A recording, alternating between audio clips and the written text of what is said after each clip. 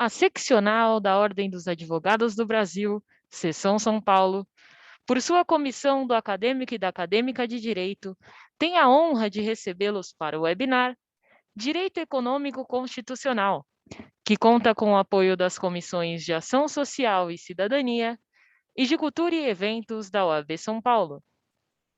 Este evento compactua com os Objetivos de Desenvolvimento Sustentável da ONU. Agradecemos e saudamos as autoridades que compõem essa mesa virtual, os participantes e todos aqueles que contribuíram com a campanha da criança. Para conduzir a abertura oficial deste evento, anunciamos a doutora Adriana Cecílio, presidente da Comissão do Acadêmico e da Acadêmica de Direito da UAB São Paulo. Doutora, a palavra é sua. Olá, boa tarde a todos e a todas. Sejam muito bem-vindos a mais um evento da Comissão do Acadêmico e da Acadêmica de Direito da nossa OAB de São Paulo. É um prazer receber tantas pessoas aqui numa tarde de sexta-feira. Estamos aí com um bom público, tanto na nossa sala, como através do Facebook, na nossa transmissão ao vivo. Então, quero agradecer muitíssimo sempre o prestígio de todos vocês e a confiança no nosso trabalho. Hoje nós vamos conversar sobre um tema extremamente interessante e muito pouco explorado ao longo da graduação. Teremos o prazer de ouvir e poder aprender com o Dr. Marcelo Antônio Fiore, que é vice-presidente da Comissão de Direito Constitucional da nossa OAB de São Paulo, sobre o tema Direito Constitucional Econômico.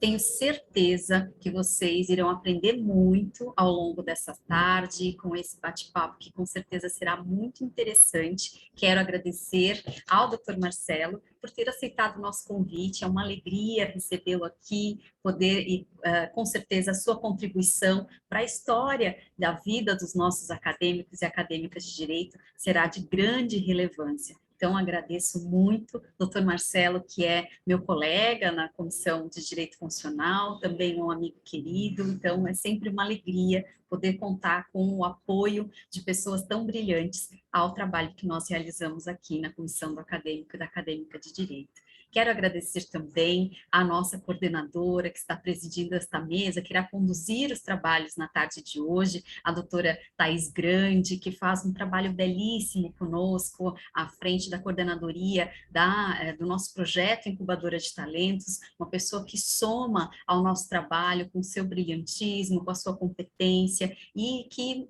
muito me alegra e me honra poder caminhar ao lado de uma pessoa como a doutora Thais, uma pessoa de extrema competência e comprometimento. Muito obrigada pelo trabalho que você vem realizando, Thais, aqui conosco. E também cumprimento as nossas acadêmicas que estão aqui representando todos os acadêmicos e acadêmicas de direito. A querida Naira, a querida Beatriz, que é nossa embaixadora no projeto Incubadora de Talentos, a Naira, que está conosco já há algum tempo na Comissão do Acadêmico e da Acadêmica de Direito, e todos os nossos membros. Eu sempre digo, e é importante revisar, a comissão existe por vocês e para vocês. Tudo que nós fazemos pensando em cada um e cada uma de vocês, pensando que essas pessoas extraordinárias que dispõem do seu tempo para vir aqui de forma muito generosa, contribuir com o seu conhecimento, compartilhando o seu conhecimento de forma tão generosa,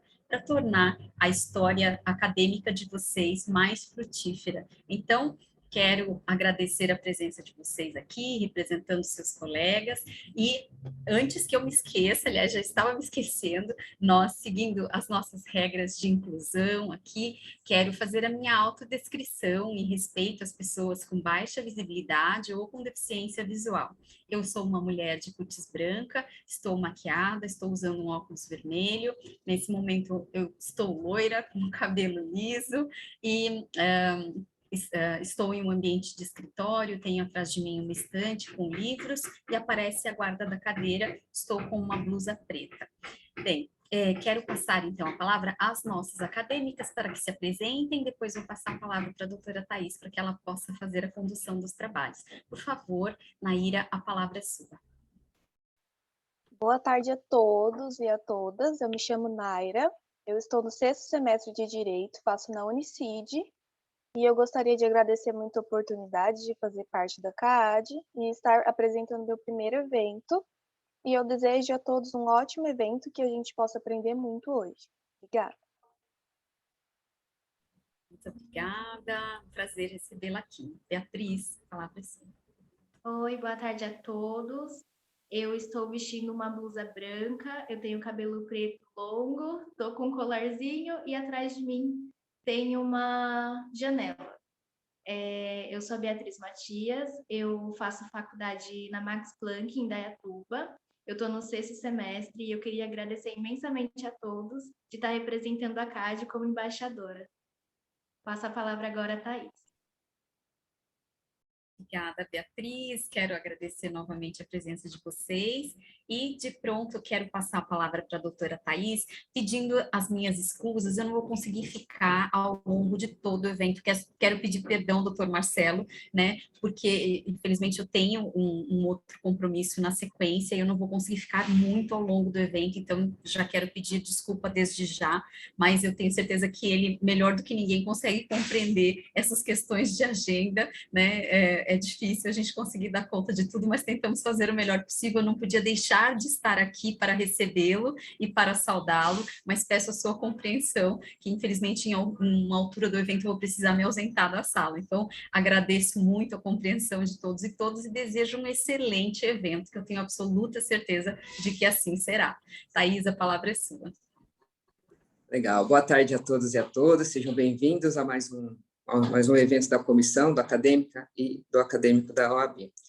Hoje o tema é muito importante, né? É sobre o direito econômico constitucional. E para falar do tema, temos aí a honra de receber o Dr. Marcelo Antônio Fiore.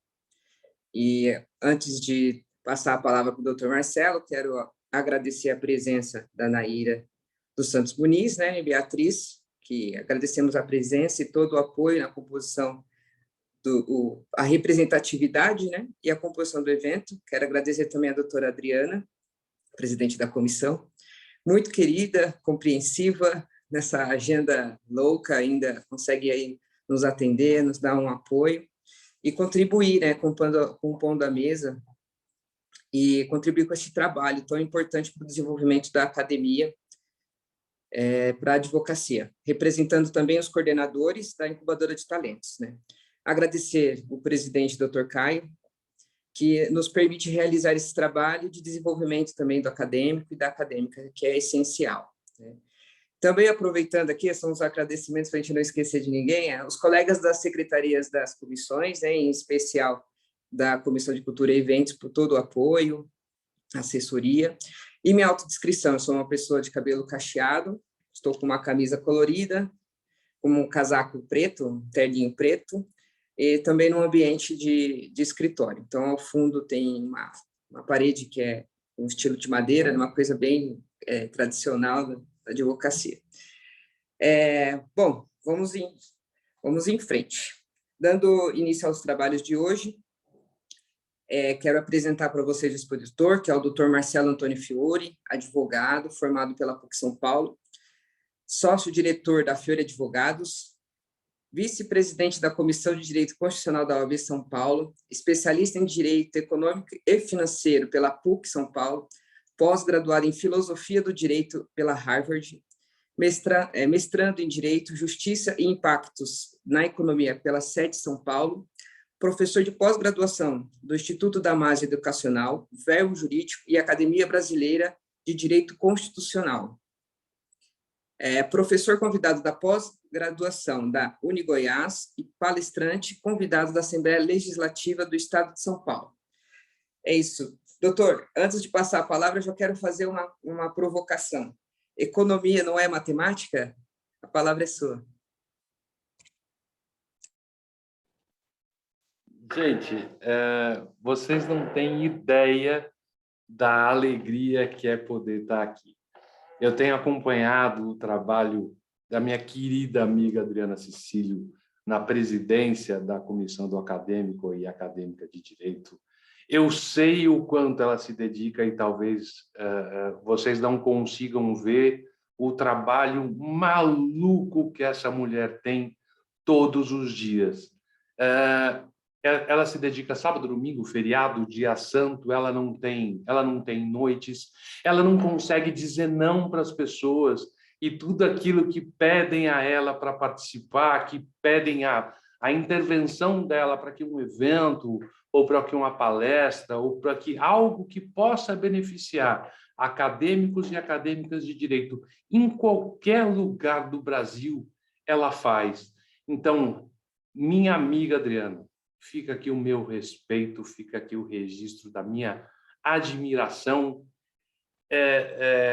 inesgotável sobre o teu trabalho, com a gente na Comissão de Direito Constitucional de São Paulo, a qual eu tenho uma honra maluca de ter você como colega, mas, acima de tudo, fica o meu respeito a você como pessoa. Você é gente extremamente diferente que o Brasil precisa muito. Muito obrigado, minha amiga. Muito obrigado por tudo. Naira, um prazer gigante conhecer você e estar na primeira mesa da Comissão do Acadêmico de Direito junto com você. Também é minha primeira vez, adoro, tá? Acho fantástico. Beatriz, uma honra ver uma moça como você sendo embaixadora dessa comissão. Parabéns de verdade. Thaís, você é gentil demais na sua apresentação. Bastava você dizer que eu sou advogado e metido a entender um pouquinho de economia. Adorei a sua provocação, ela foi incrível, de verdade. Gente, eu vou tentar interagir com vocês o máximo possível pelo chat. Eu não sou tão multifuncional como a doutora Adriana e como outros colegas. Vou tentar fazer algo para que a gente possa trocar ideias e tornar esse papo o mais leve possível, até porque o direito econômico, de fato, não faz parte da vida da grande maioria das pessoas no mundo acadêmico.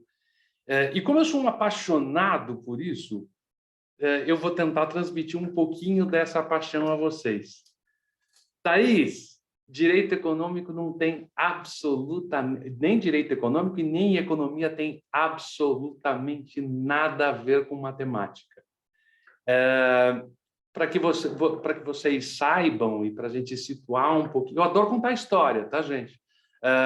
Eu, que vou fazer isso pela primeira vez na minha vida, tá, Adriana? Eu, um homem de cútis branca, cabelos castanhos escuros, uma barba completamente branca, vestindo a minha camisa jeans, porque é uma sexta-feira e eu estava brincando antes que eu me permiti fugir da liturgia do cargo. Estou sentado aqui diante de uma parede branca com alguns quadros que eu adoro. Então, esse é um pouquinho de mim para quem não consegue me enxergar 100%. Mas espero que vocês enxerguem um pouco daquilo que eu vou contar. O estudo da economia no Brasil, ele começou junto com a instituição dos cursos de Direito no dia 11 de agosto de 1827. O curso de Ciências Jurídicas e Sociais, quando foi criado no Brasil, ele possuía uma cadeira de economia política, tanto em São Paulo quanto em Olinda. Então, a economia era uma matéria que era ministrada na Faculdade de Direito. E, por incrível que pareça, assim aconteceu até 1938, ontem, né? Para a questão de efeitos históricos. Em 1938, foi fundada a Faculdade de Ciências Econômicas e Administrativas do Rio de Janeiro, quando aí sim a economia passou a ser uma matéria, né? Quer dizer, um ramo independente, um curso independente nas universidades. A economia e o direito sempre andaram muito juntos. Por quê? Vamos tentar entender o que é economia, né? Economia, para Adam Smith, que todo mundo já deve ter ouvido falar, é a gestão de recursos escassos. De maneira muito superficial é isso. O que é gestão de recurso escasso? A gente vai entrar em microeconomia e macroeconomia daqui a pouco, para que vocês tentem entender isso tudo. E lembrem que economia é uma ciência social, ela não tem nada a ver com ciência exata. Exemplo das suas casas. Vocês abriram a geladeira, tem lá um pote de feijão pronto, e algumas pessoas resolveram chegar na sua casa. Vem comer aqui hoje. Você abriu e tem um pote de feijão. Fala, não vai dar para todo mundo. Vou botar água no feijão. Todo mundo já escutou essa música do Bezerra da Fico. Botar água no feijão é você proporcionar que essa comida se transforme em algo um pouco maior para que possa atender uma maior quantidade de pessoas. Você está gerindo um recurso que até um determinado momento era escasso e, de alguma forma, você ia transformar isso em algo um pouco maior, administrando aquilo que você pode dentro da culinária. Vocês já ouviram falar de economia doméstica? E economia doméstica nada mais é do que você gerir as suas contas. Você tem que saber o quanto você ganha e o quanto você precisa para pagar suas contas básicas e quanto sobra para que você consiga guardar, para que você consiga passear, para que você tenha liberdade, e vocês vão entender a ligação disso um pouquinho mais para frente também. Então, a gestão de recurso escasso, quando você sai do campo mais residencial, a economia, obviamente, ela não trata da relação intra-casas, ou absolutamente pessoal das pessoas, mas ela trata da microeconomia. A microeconomia nada mais é do que um estudo do comportamento do individual, dos indivíduos, dos consumidores com relação às empresas, lojas. Esta relação que o mundo tecnológico resolveu chamar de B2B, business to business. Então, pessoas que vão fazer determinadas compras, que consomem determinados produtos e serviços. A microeconomia está situada dentro deste pequeno universo, que é a relação do cidadão com o cidadão, do comum com o comum, sem a relação direta do poder público. Quando o poder público entra dentro dessa matriz, é que se fala a respeito da macroeconomia. A macroeconomia é a relação do Estado para com o cidadão. É aquilo que o Estado arrecada impostos, esses impostos são revertidos para o bem da comunidade, através da saúde, segurança, educação e coisas desse tipo. Então, isso é a macroeconomia, é a gestão do recurso público em benefício do indivíduo.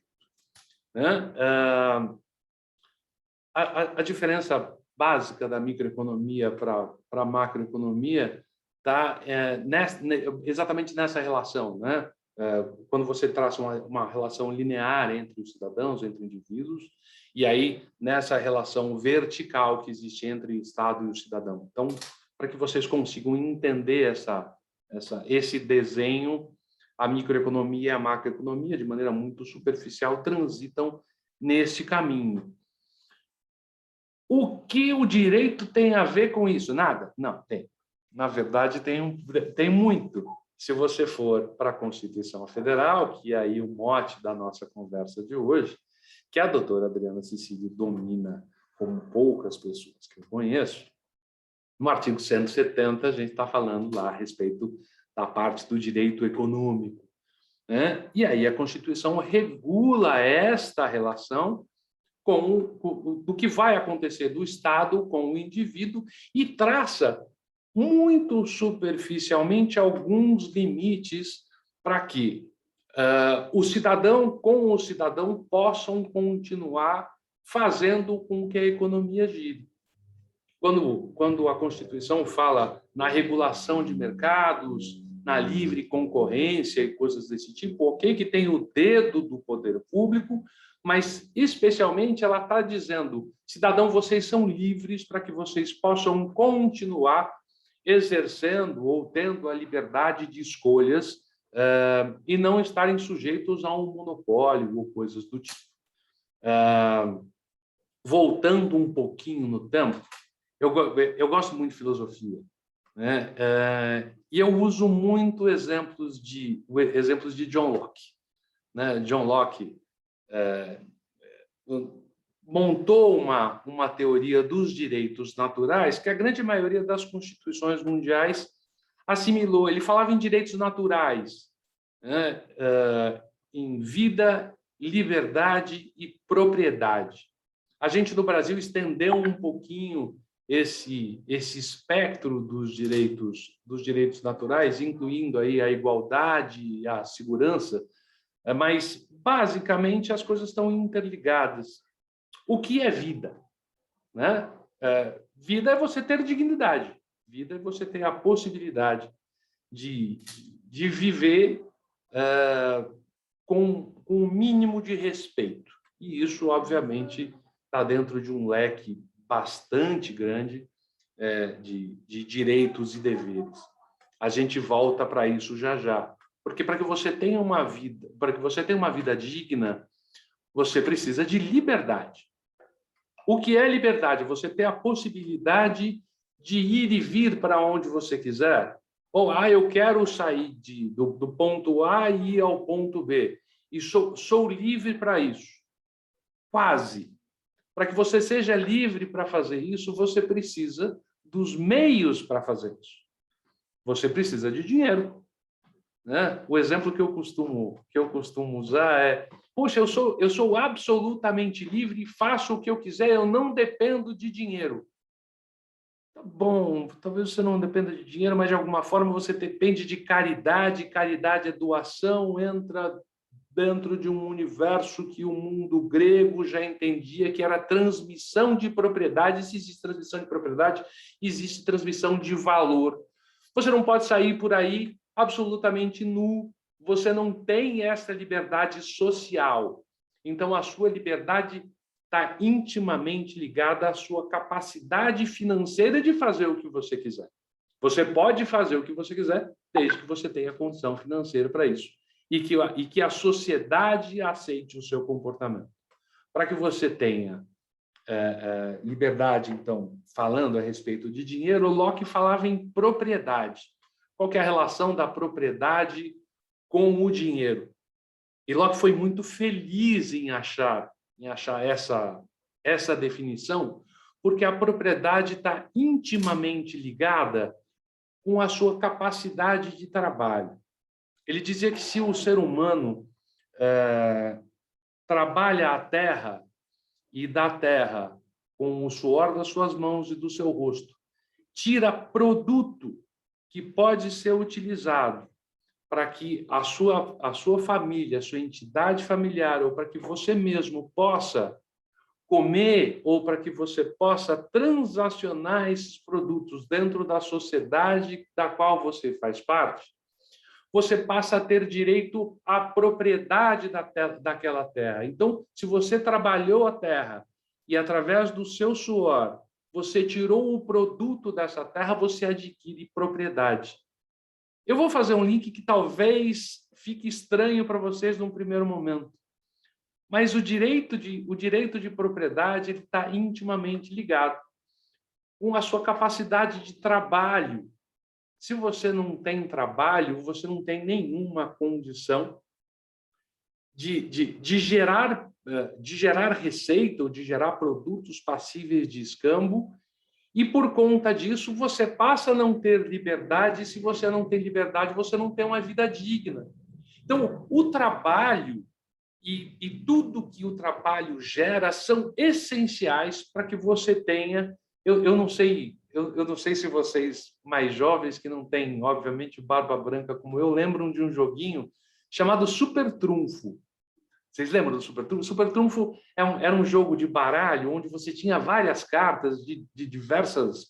tinha de carro, tinha de time de futebol. Então, os de carro lá tinham que o carro tinha uma potência X e tinha um valor X, e aí você ia apostando determinados valores. E você tinha o Super Trunfo, que ganhava de tudo.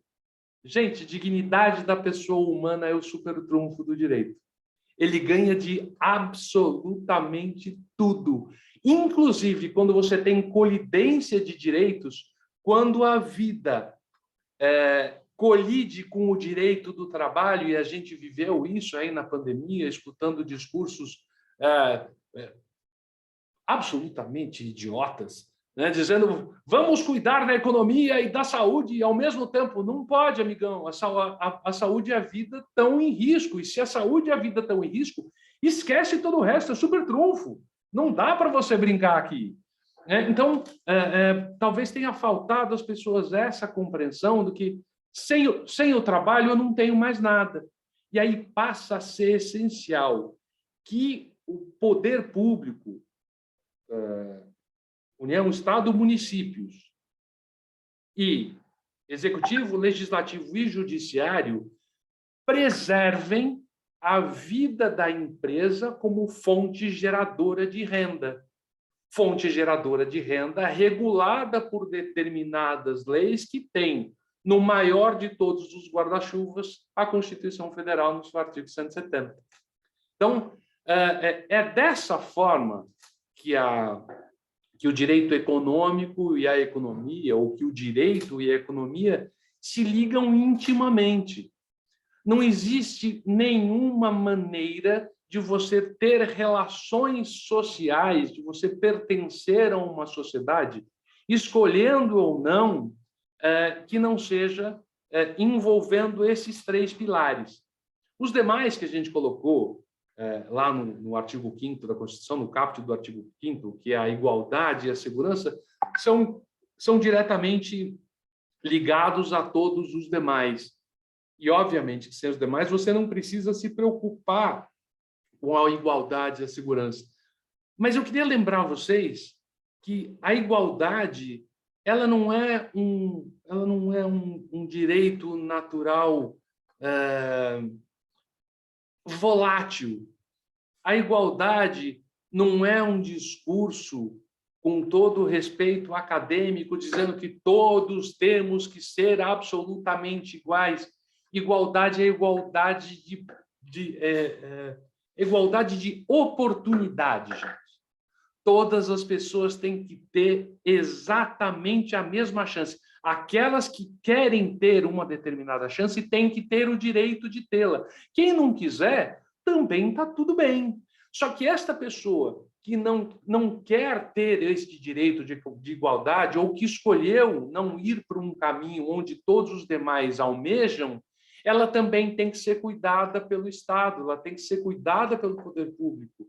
E sem economia, sem leis que regulamentam a economia e a arrecadação de impostos, o Estado não pode devolver a segurança para esta pessoa. A segurança não diz respeito exclusivamente à sua tranquilidade de você não ser roubado, furtado ou agredido. A segurança diz respeito à possibilidade que você tem de escolher não fazer absolutamente nada e de ser cuidado pelo Estado. Por quê? Porque quando você nasce, por mais nu que você esteja, guardado em você ou tatuado no seu corpo, tem o direito à vida. E esse é absolutamente indisponível. E, sendo indisponível, o Estado tem, sim, através do dinheiro e das arrecadações, a obrigação de cuidar de você. Vocês conseguem perceber que o dinheiro está envolvido em absolutamente tudo, e o dinheiro é, obviamente, um recurso escasso. Por isso, a relação entre economia e o direito e a importância do direito econômico na Constituição. Ele não está só no artigo 170, ele está no artigo 1º, no inciso 3 e 4, quando a Constituição fala a respeito da oportunidade ao trabalho e da livre iniciativa. A preservação da livre iniciativa ou a manutenção das empresas da atividade econômica gerando, ela está por toda a Constituição, né? As fontes de custeio, os tribunais de conta que fazem as verificações de aplicação dos recursos públicos. Então, a economia transita pela Constituição inteira. No artigo 170, ela é um pouquinho mais específica. Mas, se vocês cuidarem façam esse exercício, abram a Constituição e tentem desvencilhar o dinheiro de qualquer um dos artigos que vocês vão ler. Tentem tirar o dinheiro e a economia do caminho de vocês.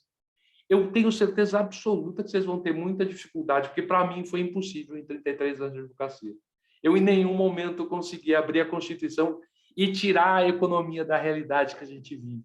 Até porque, independente do regime que a gente escolhe viver, e o ministro Eros Grau, de quem eu sou um baita fã, tá, gente? A Adriana sabe disso. O ministro Eros Grau tem um trabalho sensacional, que é a defesa de tese de pós-doutorado dele na USP, que está publicado em uma das revistas dos tribunais. Eu vou tentar achar um nome aqui, depois eu passo para a Adriana dividir com vocês.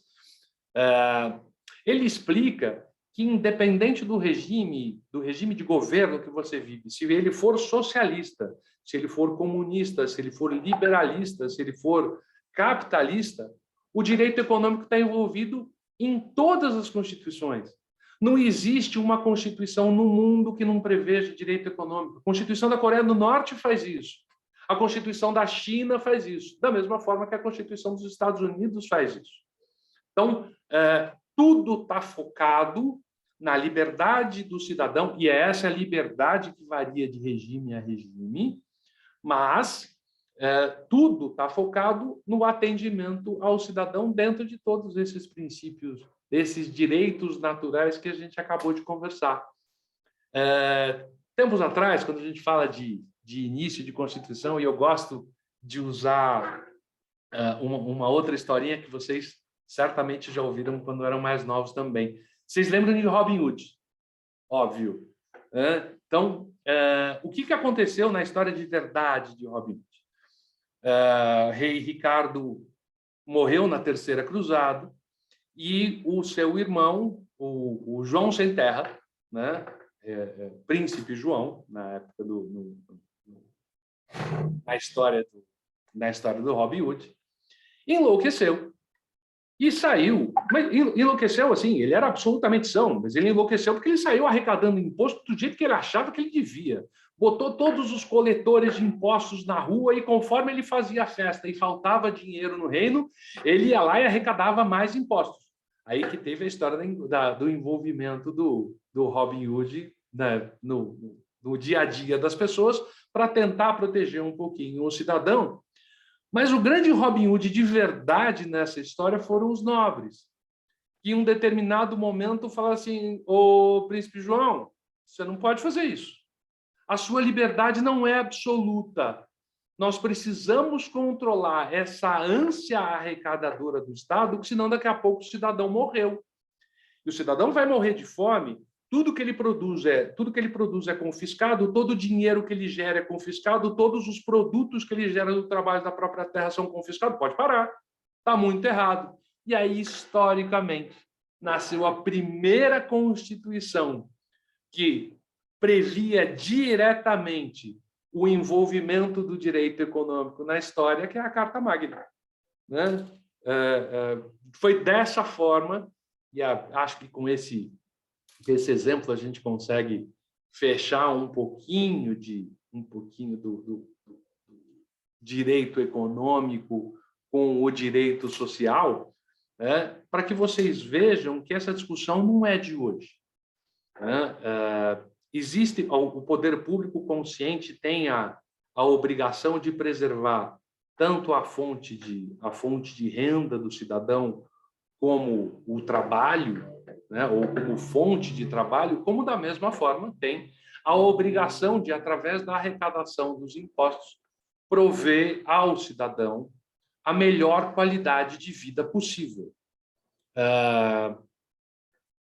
Alguns filósofos da mesma época de Locke, talvez um pouquinho posteriores, um deles que eu gosto muito, chamado Jeremy Bentham. Jeremy Bentham é um dos primeiros utilitaristas da história da humanidade, defendeu uma tese fundada em uma frase, que é o maior bem para a maior quantidade de pessoas possível. É isso que a economia prevê. Eu falei para vocês no começo desse papo. É a gestão de recurso escasso para o maior bem das pessoas, para o bem da maior quantidade de pessoas possível. Então, tanto Bentham quanto John Stuart Mill, que é outro nome que vale muito a pena vocês guardarem, falam diretamente, lá no final dos anos 1700, que o maior bem para a maior quantidade de pessoas possível é o objetivo de todos os governos e de todas as sociedades. É dessa forma que você dá ao cidadão o mínimo do mínimo para que ele tenha tranquilidade de continuar vivendo com as suas escolhas livres, com o seu trabalho, laborando a sua terra. E a terra pode ser, obviamente, a empresa na qual ele trabalha, ou o cargo público para o qual ele prestou um concurso e vai lá trabalhar e recebeu o seu dinheiro da mesma forma que o agronegócio trabalha mais diretamente a terra e dela provém o seu sustento. É por conta disso, ou por conta dessa realidade, que ultimamente, de tempos modernos para cá, e eu estou falando modernos mesmo, eu não estava na faculdade mais quando essa teoria começou a surgir. Ela tem uns 20 anos, eu tenho 33 de advocacia, eu podia tentar esconder isso um pouco de vocês, mas para isso eu preciso tirar a barba branca. Então, eu não vou conseguir, e como eu não vou conseguir tirar a barba da cara, eu denuncio a minha história, porque quando eu entrei na faculdade, eu tive a sorte de ver a Constituição Cidadã nascer. Eu já contei essa história para a Adriana algumas vezes. Né? Eu entrei na faculdade em 1988, ainda sobre a guarda da Constituição de 67. E só no dia 5 de outubro de 88 é que eu vi Ulisses Guimarães com ela na mão. E a gente acompanhou, a gente teve a sorte de ver uma série de discursos da Assembleia Constituinte de como aquilo ia funcionar. E eu posso dizer para vocês, com toda a tranquilidade do mundo, que naquela época, os constituintes que estavam envolvidos na criação desta Constituição tinham por objetivo o maior bem para a maior quantidade de pessoas possível. E com este objetivo, criou-se ultimamente uma vertente de estudos que aproxima ainda mais o direito da economia, chamada análise econômica do direito. Eu não sei se vocês já tiveram alguma relação com essa matéria. Eu conheço dois caras que são extraordinários e são precursores desse estudo no Brasil. Um deles é o professor Luciano Tim, que esteve conosco num webinar da Comissão de Direito Constitucional, e o outro é um juiz do Rio de Janeiro, que é um cara jovem, arrojado, extremamente inteligente, chamado Eric Navarro Volkart. Ele tem um livro chamado Análise Econômica do Processo Civil, onde ele mistura tanto a questão de análise econômica do direito propriamente dita, que nada mais é do que a análise das consequências do direito, das consequências econômicas do direito, como ele analisa questões de neurolinguística, verificando que se a gente é advogado, né, a gente aprende na faculdade a brigar muito, né, gente? A gente aprende muito pouco a conciliar, mas a gente aprende demais a pleitear os nossos direitos, a bater no peito e encampar várias lutas em nome do nosso cliente. Mas se a gente fizer determinadas análises diretamente ligadas à economia e verificar que esse ânimos de briga pode ser substituído por uma alternativa econômica muito mais viável para o nosso cliente, talvez a gente tenha muito mais sucesso no futuro. Vou usar um exemplo duro para isso, que eu jogo filosoficamente uma discussão para vocês que me dói no peito. O indivíduo precisa de um remédio muito caro, mas muito caro, e procura vocês do escritório de vocês para que vocês façam o pedido, porque o SUS resolveu que não vai dar esse remédio. Aí você atravessa um mandado de segurança na Justiça Federal, para obrigar o SUS ou o governo, né, o poder público, a adquirir este medicamento para você. Esse medicamento custa R$1 milhão. O que esse milhão poderia ser revertido para uma quantidade significativa de pessoas e você vai cuidar exclusivamente de um? É um dilema. E é esse dilema econômico que a gente precisa balizar. Não tem como responder o que está certo e o que está errado. É o direito à vida de um cidadão contra a qualidade de vida de uma série. Como é que você equilibra isso? Beatriz é novinha, mas eu acho que ela talvez tenha ouvido essa história do dilema do bonde desgovernado. Naira, você escutou isso já? Dilema do bonde desgovernado é aquela história. Você tem um bonde, né, que está em um trilho, ele vai atropelar 5 pessoas, mas o indivíduo que está do lado lembra que se ele puxar uma alavanca, ele pode fazer o bonde atropelar uma só. Ah, a escolha é meio óbvia.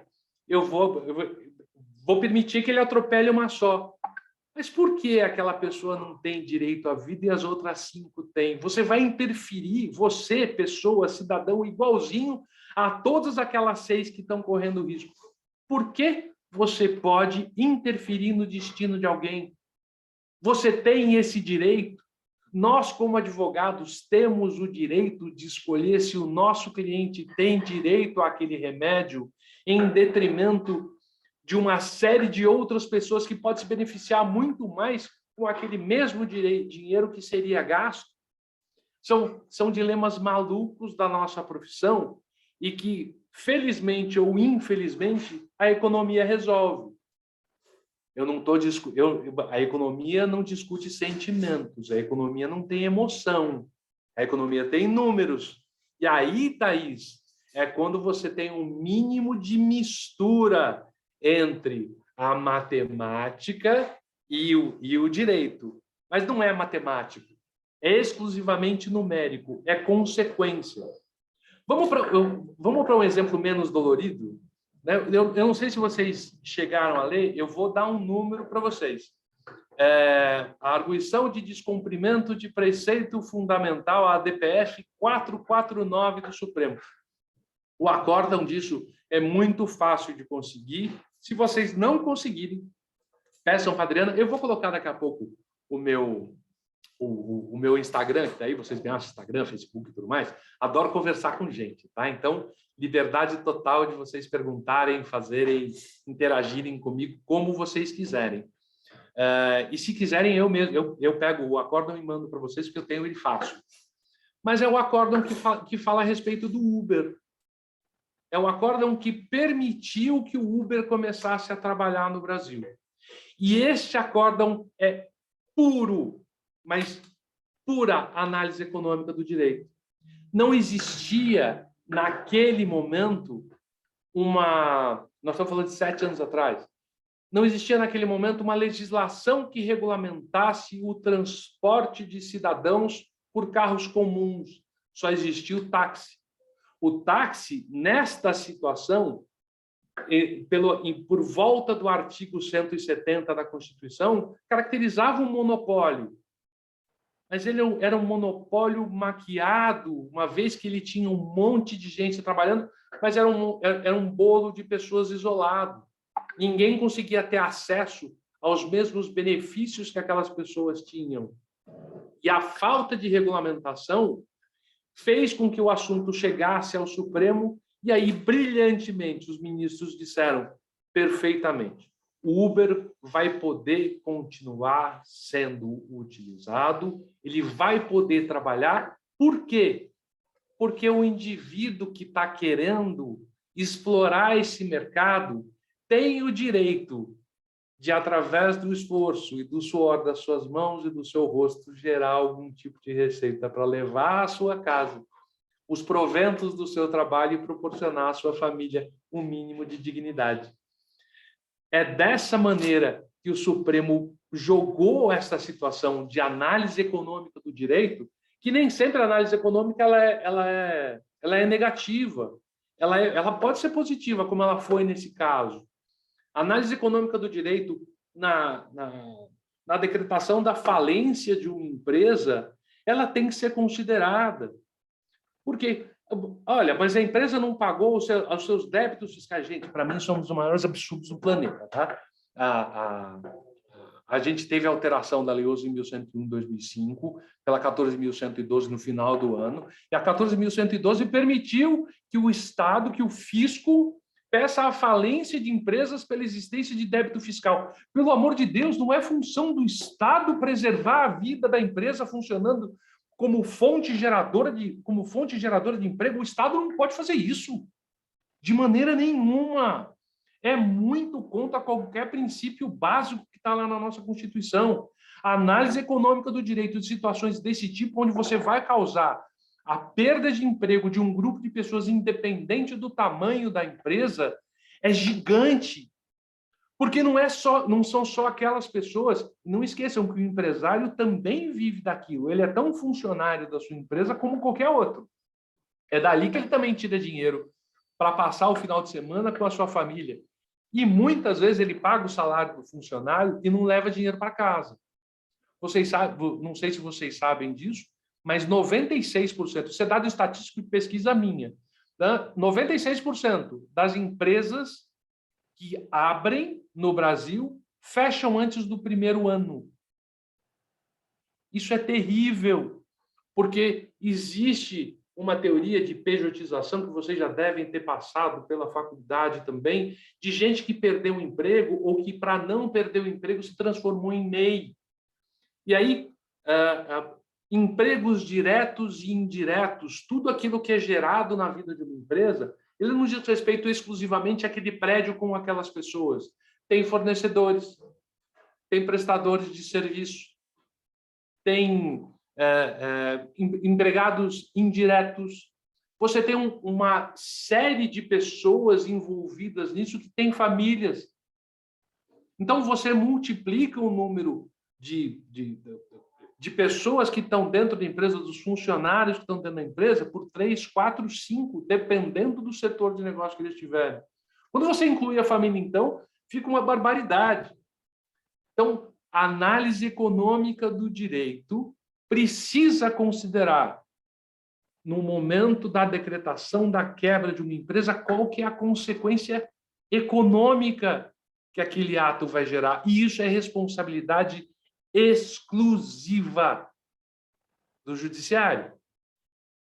E se o advogado não entender o envolvimento da economia no seu dia a dia, a gente corre o risco, como de fato a gente vê, um determinado juiz simplesmente declarar a falência de uma empresa porque ela não tinha certidão negativa, como diz o ministro Fux. A gente cria desbalanceamentos no direito, né? A gente cria desbalanceamentos na sociedade. Quando o nosso digníssimo presidente da República solta uma medida provisória tentando beneficiar um pequeno grupo dos seus apoiadores, a consequência econômica disso é terrível, mas é absolutamente terrível. O legislativo, quando cria leis beneficiando determinados setores... Eu sou um crítico violento de bancos, tá, gente?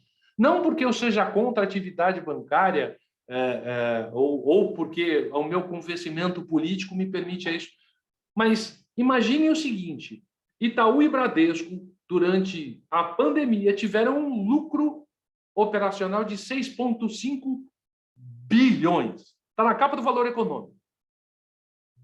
Gente, 6,5 bilhões. Tá aí, você tem noção do que é esse dinheiro numa sala? Eu não tenho. O volume de notas empilhadas, eu não tenho noção do que é esse número. Foi o lucro desses dois bancos no ano passado. O Banco do Brasil teve um lucro de 4,7 bi. O Banco do Brasil é um banco estatal, gente, que foi criado para dar suporte ao indivíduo. O BNDES, que é o Banco Nacional de Desenvolvimento, não dá R$1 para uma empresa que acabou de ser aberta. Onde é que está o envolvimento do Estado Onde é que está o envolvimento do governo no incentivo à criação de novas fontes de renda?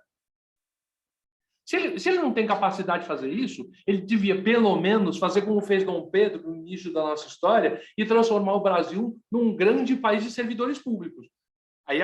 Só que aí a conta não vai fechar, porque a gente não tem arrecadação, né? Então, é muito difícil você fazer com que os três poderes, executivo, legislativo e judiciário, atuem de maneira isolando os interesses pessoais. E o interesse pessoal de bancos, que é muito nítido, permitiu, novamente, usando a lei de falências como parâmetro, permitiu que o banco esteja classificado em segundo lugar na ordem de preferência dos pagamentos dos créditos. Puxa, mas ele está em segundo, primeiro vem o trabalhista. Gente, vocês sabiam que os créditos garantidos, que as garantias oferecidas aos bancos não estão sujeitas ao concurso de credores e que o banco pode executar isso fora do processo de falência? Está lá na lei. Então, o crédito bancário ele é privilegiado, inclusive, ao do funcionário. Como é que o legislativo aprovou um troço desse? Pensando que esta consequência econômica não aconteceria no nosso mundo. É um contrassenso. Então, executivo, legislativo e judiciário precisam, na gestão dos recursos, na criação das leis e na aplicação das leis, entender que tudo que envolve o direito também envolve economia. Afinal, é assim, né, desde o início da nossa história, lá no dia 11 de agosto de 1827. Eu vou deixar esse jogo com vocês para parar de falar um pouco e abrir para que a gente possa conversar um pouquinho mais. Afinal, hoje é sexta-feira, né? E ficar escutando esse cara de barba branca falar o tempo inteiro pode ser muito chato, né? Então, eu quero escutar vocês, eu quero bater um pouquinho de papo com vocês. Afinal, a Thaís me fez uma provocação no começo da brincadeira toda e eu vou devolver essa provocação para ela. Thaís, você entendeu o quão importante é a gente, como advogado, entender de economia, que é uma ciência social? Olha, e muito, né? Mas antes de chegar nesse ponto, eu quero te dizer que no Super Trunfo eu adorava pegar o tour helicóptero, que acho que tinha os maiores, valia tudo, né? Valia tudo. Super... Quando eu vinha a carta na minha mão, eu falava assim, agora eu ganhei tudo, não vai ter para ninguém. Ó, gente, tem aqui, ó, o Marcos Vinícius da Costa me perguntou aqui, professor Marcelo, a Constituição Federal de 1988 delineia o conteúdo do salário mínimo. Segundo o DIEESE, o valor atual deveria ser acima de R$ 5.400. Como o direito econômico pode influenciar, sobretudo, na macropolítica para garantir um verdadeiro viver digno? Marcos, você foi absolutamente certeiro na tua pergunta. Brilhante, tá? Brilhante de verdade. A gente tem um problema intrínseco do Brasil, talvez desde o início dos nossos tempos.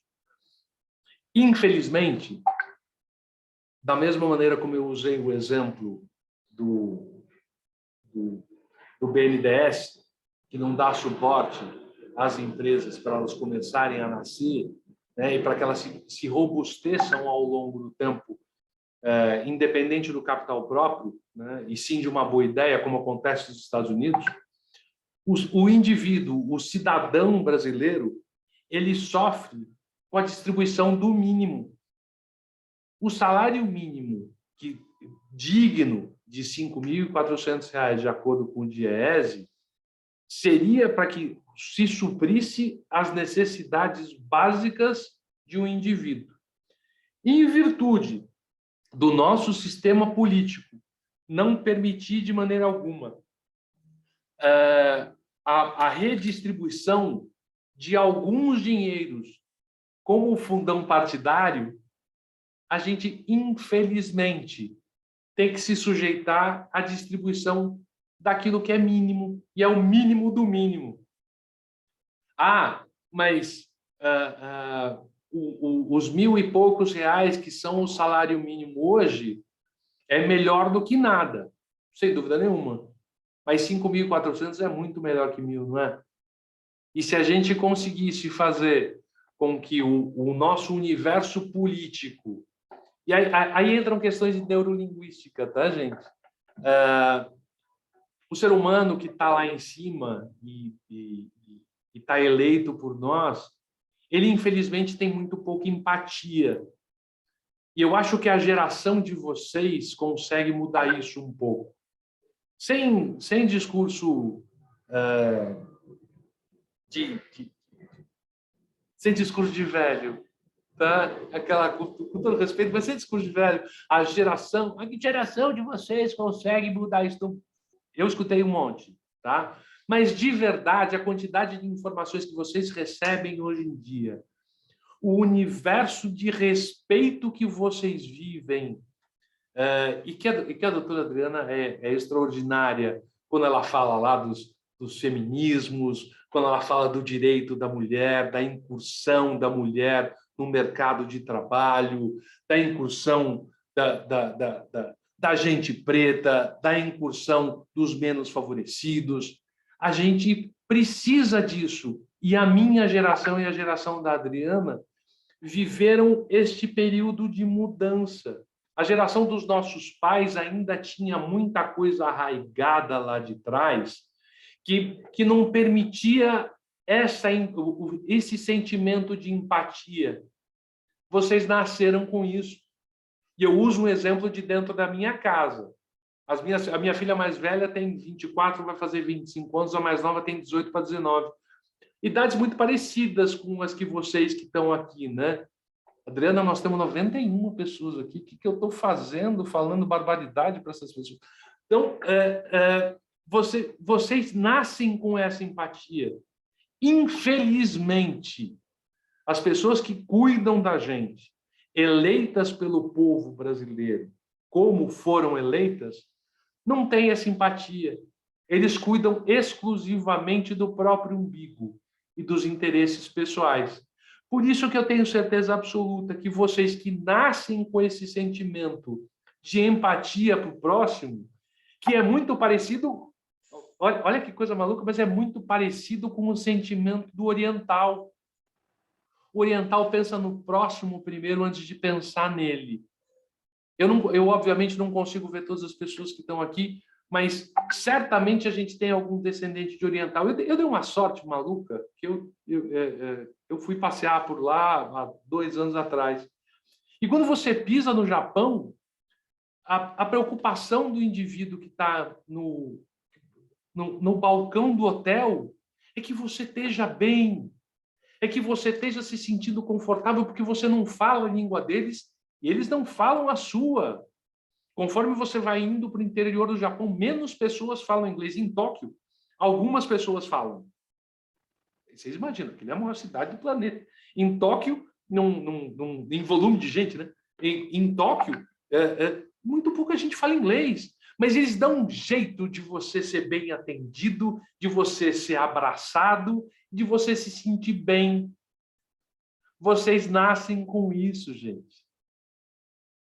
Naira, eu tenho certeza absoluta que você, com esse teu sorriso, já sorriu para mais de uma pessoa que precisava dele. E você não fez mais do que isso, porque o teu coração mandou. É isso que falta, Marcos Vinícius da Costa, para que a gente consiga chegar em sentimentos de ser humano para ser humano e parar de gastar dinheiro errado com coisas que não precisam para gastar dinheiro certo com gente que tem extrema necessidade. Se você pegar esses dinheiros e aplicar na geração de emprego, você certamente vai fazer com que empresas ganhem mais dinheiro. Ganhar dinheiro não é pecado, tá, gente? com que empresas ganhem mais dinheiro e, ganhando mais dinheiro, elas vão poder pagar melhores salários para os seus funcionários. É simples.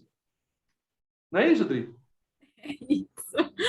Não, fantástico. Eu preciso desesperadamente sair, mas eu fiz questão de ficar para aprender com você, com essa palestra magnífica, maravilhosa. Quero te agradecer imensamente e dizer que estamos aqui com 90 pessoas, mas estamos passando, né? Estamos transmitindo ao vivo no Facebook, então também temos pessoas assistindo no Facebook. Com certeza temos aí para mais de 120, 130 pessoas nos acompanhando.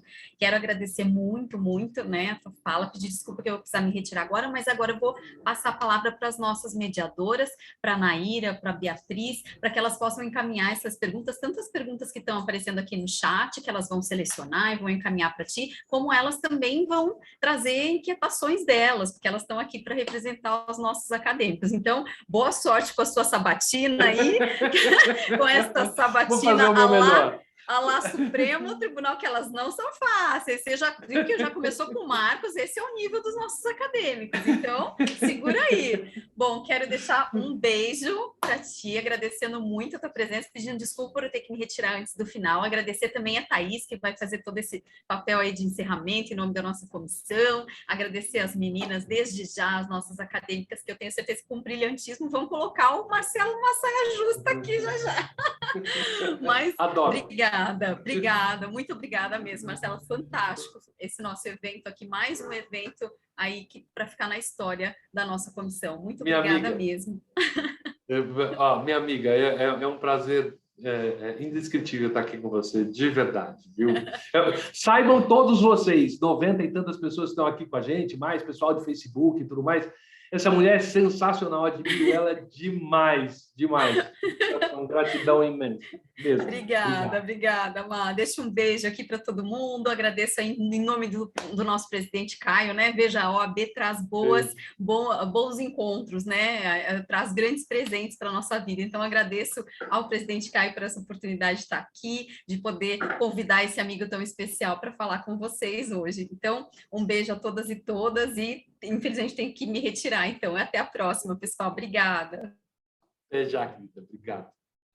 Gente, sou de vocês. Usem e abusem. Fale o que vocês quiserem. Boa tarde a todos novamente. Eu vou começar com uma pergunta foi anônima essa, e a pessoa perguntou: é realmente possível conciliar direitos sociais e o desenvolvimento econômico de forma a aplicar um capitalismo humanista? Sim, com toda a tranquilidade do mundo, sim. Eu vou usar um exemplo para vocês de direito ambiental. Né? O que o direito ambiental tem a ver com direito econômico e economia? No primeiro passo é muito difícil você tentar fazer esse link. Mas vamos lá. Direito econômico não existia até um determinado momento recente da nossa história, perto de 1975, 80. Tá? Se eu estiver errado com relação ao período, mas é mais ou menos isso.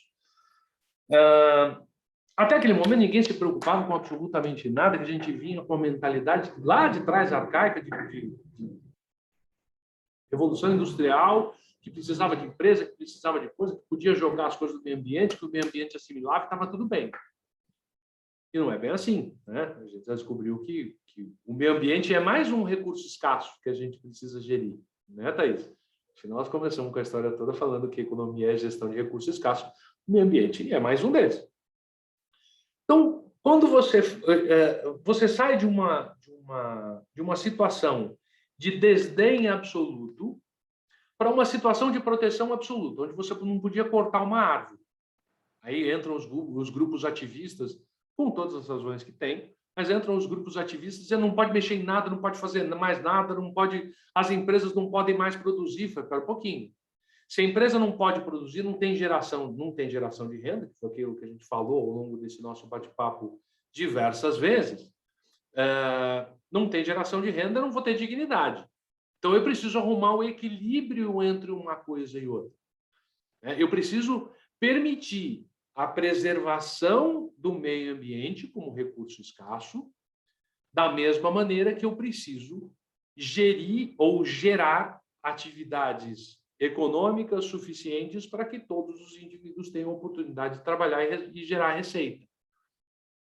Então, quando você fala se é possível conciliar direitos sociais com desenvolvimento econômico, o exemplo do direito ambiental é exatamente isso. A balança é importante. Só que não existe nada no nosso mundo, gente. O direito é dinâmico, ele não é estático. O direito tem coração, ele tem vida, ele pulsa. E a gente precisa ir arrumando, delineando ou fazendo pequenos ajustes do nosso curso enquanto as coisas vão acontecendo. Então, se em um determinado momento a gente acha que o equilíbrio da balança está suficiente, num momento imediatamente posterior a gente vai precisar mudar um pezinho com o outro de lugar para que ela continue equilibrada. Mas, infelizmente, enquanto a gente faz isso, ela desequilibra. Então, enquanto você tira o peso de uma ponta para botar na outra, ela pende, até você colocar e ela voltar ao normal.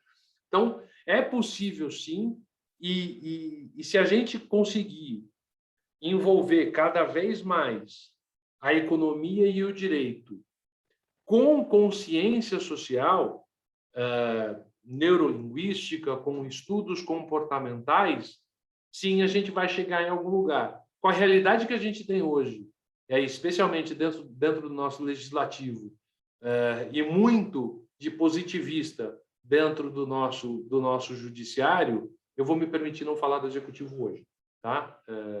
Se eu falar do executivo hoje, eu vou ser mal criado. Eu não quero ser mal criado. Então, falando só do legislativo e do judiciário, a gente não pode ser positivista na aplicação da lei. A gente tem que ser humanista na aplicação da lei. A gente tem que ser humanista na criação da lei.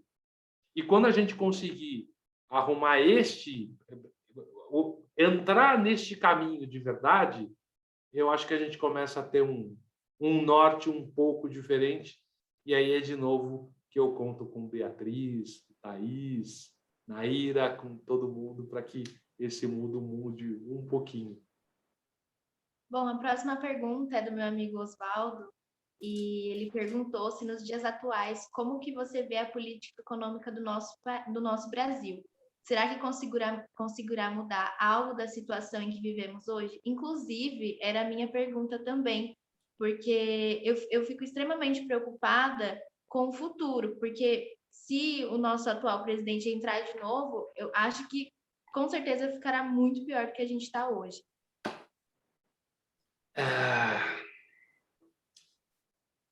Gente, se eu acreditar do alto dos meus 51 anos de idade que não é possível mudar, eu vou desistir da profissão que eu escolhi, que eu amo tanto.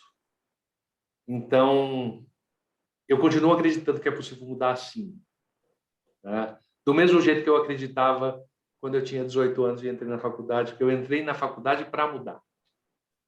E se a gente não tiver essa impressão, ou esse sentimento diário na boca do estômago de que as coisas não mudam, e eu escutei isso muito de gente mais velha, né, dos meus avós, não adianta, porque o Brasil não vai mudar nunca. Se eu me convencer disso, eu vou me deprimir. E eu não quero me deprimir, porque eu acho que sonhar um sonho sozinho é bobo, mas sonhar um sonho conjunto é realidade.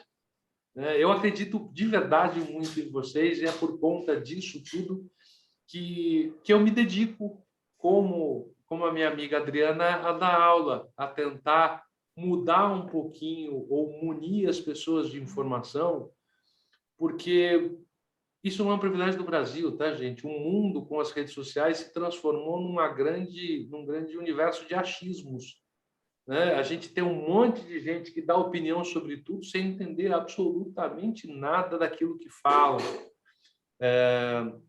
A gente tem especialistas em economia falando barbaridades em redes sociais que não tem nenhum sentido. A política econômica do nosso Brasil, independente de quem vai, de quem está lá, de quem vai assumir, o próximo mandato, nós vamos sobreviver com mais dificuldade ou com menos dificuldade, mas nós vamos sobreviver. Enquanto a gente for uma democracia de verdade, e o exercício da democracia faz a gente passar por situações como essa, de ver pessoas na rua pedindo o retorno do AI-5, eles só podem fazer isso porque existe liberdade de expressão, né, gente? E senão nem isso eles podiam fazer. Então, a nossa política econômica, ela depende muito do nosso próprio esforço. Aí entra de novo a história da neurolinguística e dos estudos comportamentais. Eu gosto muito de ler sobre isso também, né? Existem alguns livros que falam a respeito disso tudo. O Daniel Kahneman, que é prêmio Nobel de Economia, escreveu um livro chamado Rápido e Devagar.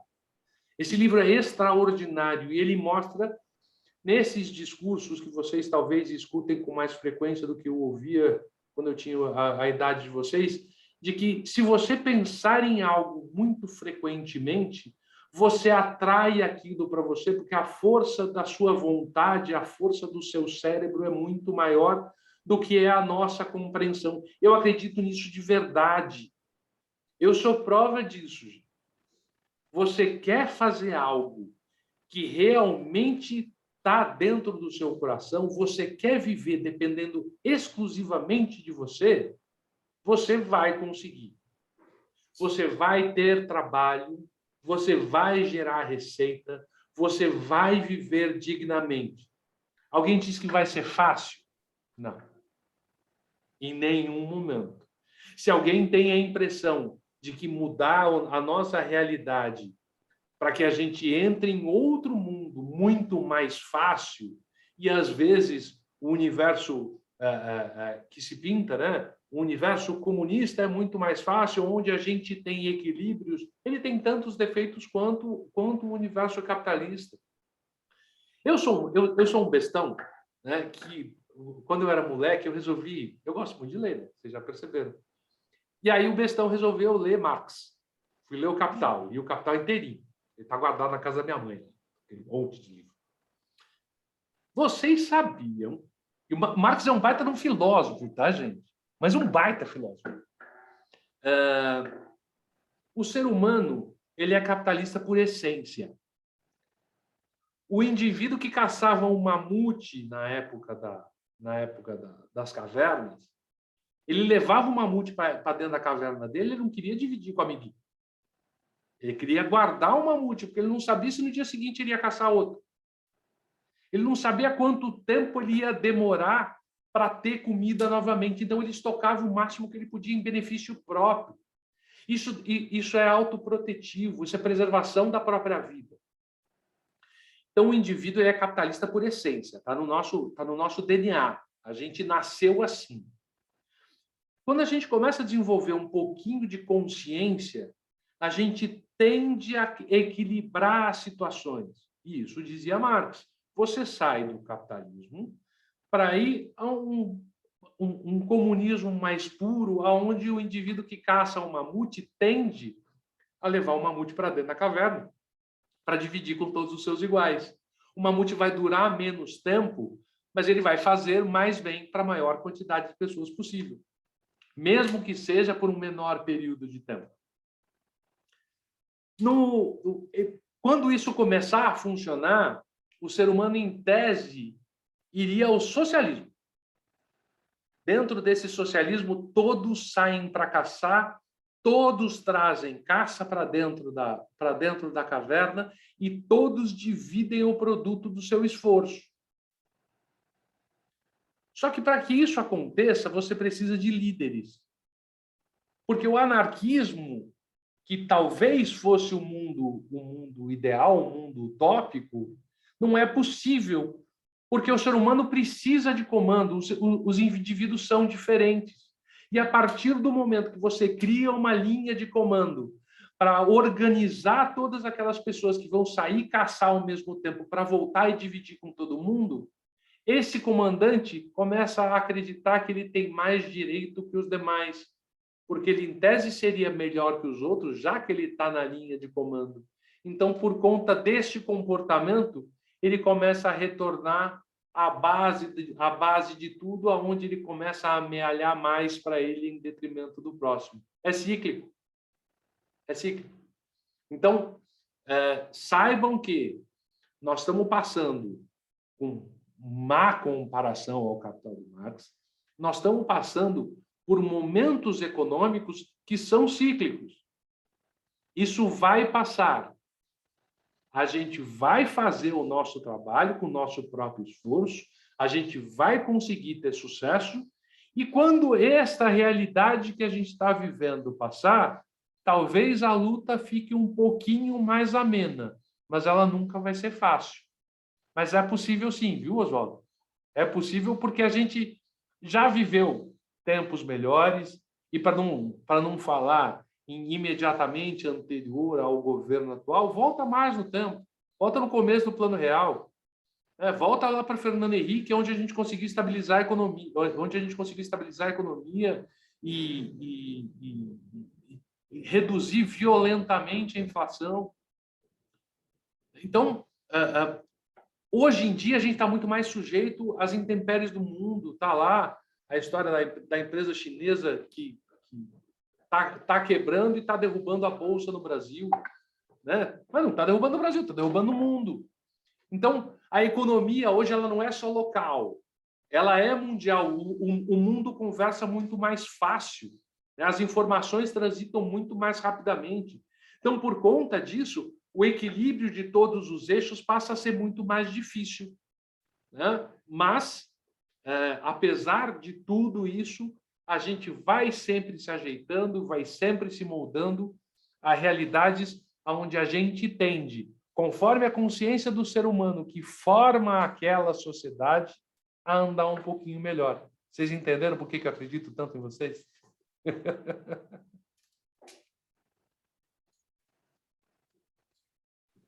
Eu vou fazer aqui a última pergunta do pessoal e depois a Beatriz vai fazer uma pergunta e eu vou encerrar com a minha, tudo bem? Lógico. Estamos encaminhando para o fim. Outra pergunta anônima. Como o doutor enxerga a educação do povo brasileiro afetando a economia?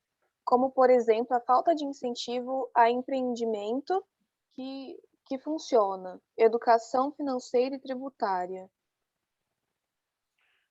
Daí, a hora que você estava falando, cortou um pouquinho aqui para mim o sinal. Acho que foi a minha internet. Você consegue Quer que eu leia de novo? Por favor. Como o doutor enxerga a educação do povo brasileiro afetando a economia, como, por exemplo, a falta de incentivo a empreendimento que funciona, como a educação financeira e tributária? Eu não sei quem fez essa pergunta, mas eu queria muito saber, porque ela é a pergunta do milhão, né? Muito se fala, a gente tem estudado ultimamente a respeito de educação financeira. A educação tributária ela é uma consequência da educação financeira. Tem um monte de gente muito bacana falando sobre isso no mercado. A minha filha, que está saindo aqui agora, inclusive, gosta demais dessa brincadeira toda. Ela acompanha um monte de gente de Bruno Perim,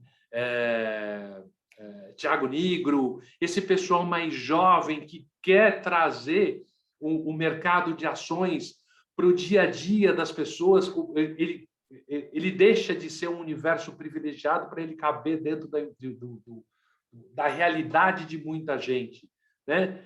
É muito bacana isso. Só que não adianta absolutamente nada você sair investindo em bolsa se você não sabe fazer a avaliação de um balanço, né? E aí a gente começa a misturar, Thaís, economia com direito e contabilidade.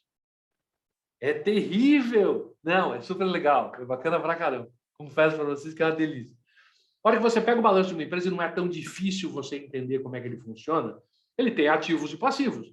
Se a empresa tem mais ativos do que passivos, ela é uma empresa boa. Se ela tem mais passivos do que ativos, ela é uma empresa ruim. Você não vai investir nela, né? Por que você vai pegar o seu dinheiro e colocar na Oi?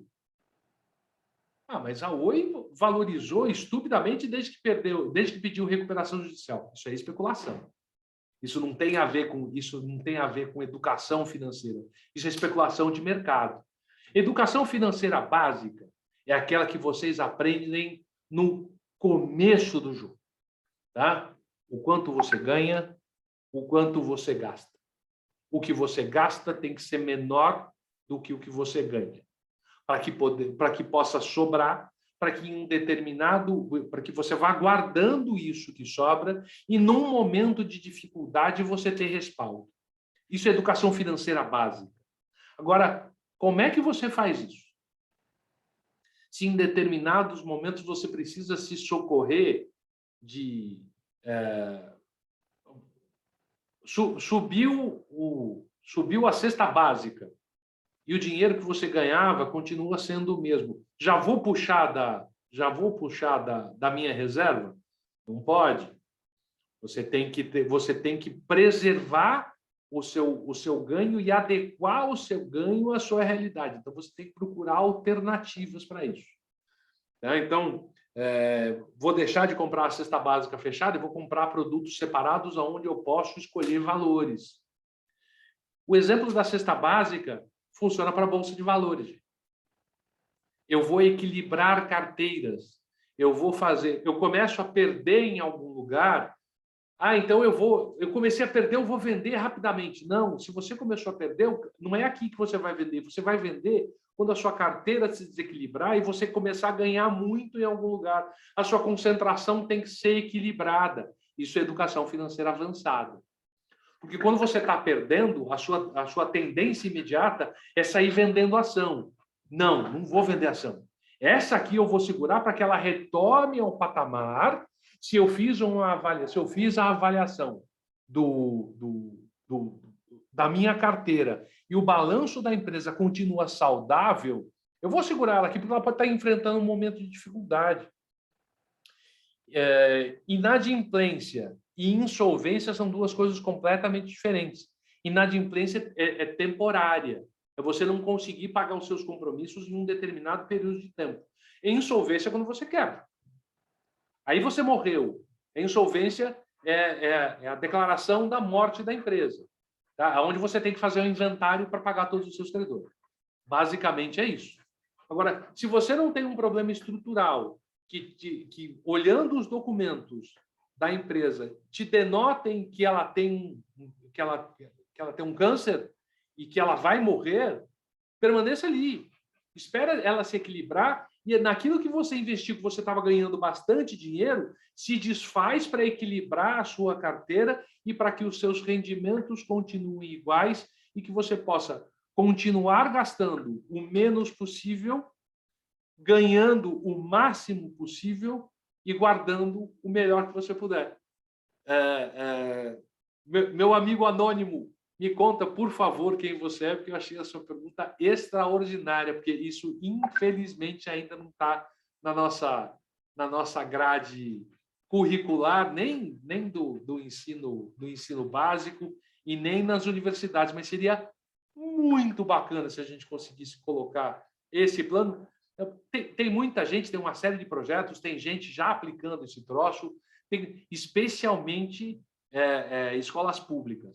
Tem aplicado educação financeira para um montão de gente. E o dia que a gente conseguir fazer isso se tornar matéria obrigatória, aí a gente começa a ter a possibilidade de novo transformar o Brasil em algo um pouquinho diferente, que as pessoas vão começar a não ter medo de número. Eu entrei na faculdade de Direito com medo de matemática. Olha onde é que eu vim parar. Então, gente, educação financeira e comportamental fazem com que vocês tenham um sucesso absoluto nas suas carreiras e nos seus investimentos. Se vocês estudarem isso, eu garanto que de todas as pessoas que estão assistindo aqui, nós vamos ter uma série de milionários. Eu não estou brincando. É real. É possível. Mesmo. Acreditem nisso, estudem, leem, economia, análises, e existe uma grande chance de vocês lembrarem dessa conversa que nós estamos tendo aqui agora, daqui a uns 10 anos, pô, O Marcelo falou mesmo. Aí vocês me mandam uma mensagem e falam, professor, consegui. Estou esperando algumas, tá bom? Que mais? Temos mais alguma coisa? Professor, como está em cima um pouquinho do horário, a gente vai encerrar. Eu queria muito agradecer o senhor pela bela exposição, esclareceu muitas dúvidas. Eu vou passar a palavra para a Naira. Doutor, primeiramente eu queria agradecer pela honra do meu primeiro evento ter sido um evento tão incrível com o senhor. Foi um evento muito enriquecedor, eu queria agradecer, muito obrigada. Obrigada a todos os presentes também. E agora eu vou passar a palavra para a Thaís para ela fazer o encerramento do evento. Mais uma vez, obrigada a todos. Beatriz, Naira, muito obrigada pelo apoio de vocês. Foi um prazer estar presidindo a mesa ao lado de vocês. Professor Marcelo, vou te chamar de professor. O meu super turbo helicóptero, ganhar aí de todas as contagens.